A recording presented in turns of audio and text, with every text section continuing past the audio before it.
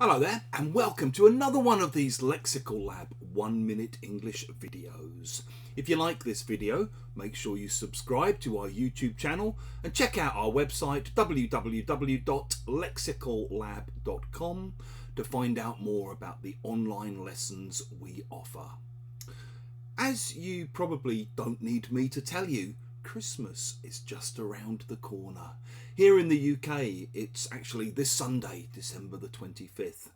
And with my two kids, I've tried for as long as is humanly possible to maintain the belief in Father Christmas. It seems like an integral part of childhood to me, in the same way as believing in the tooth fairy is.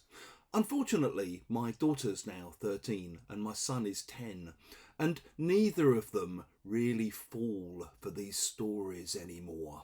The other day, my son was asking me what I'd got him for Christmas, and I responded by saying, "Come on, I don't get you things for Christmas, Father Christmas does." And he responded by saying, "Puh, yeah, right, I'm not an idiot, you know." Basically, he wasn't having any of it. If you say that someone isn't or wasn't having any of it, you mean that they're unwilling to do something or to believe something or to be persuaded about something. So to give you a few more examples, maybe you buy something and you try to take it back to a shop because you decide you don't want it for whatever reason. And you try to get a refund, but they're not having any of it.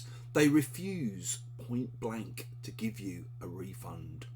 Sometimes when you're watching football, as some of you may have been doing during the recent World Cup, you see players haranguing the referee or acting and rolling around, clutching their faces, trying to get other players sent off or booked or whatever.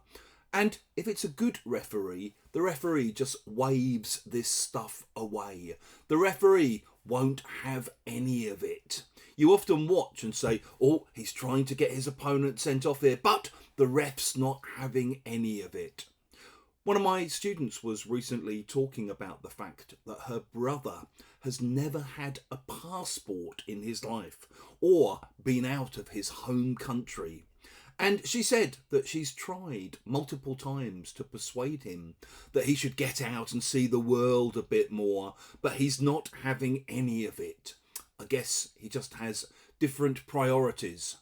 And in another recent class, one of my other students was telling me that her kids are pushing for her to get them a pet for Christmas. They keep going on and on about it and pestering her about it, but she's not having any of it. There's no way she wants a pet in the house. If you've enjoyed this video, please do click the like button. Please do share it with your friends, your students and your colleagues. And in the comment section, we'd love to see examples of how you might use not having any of it.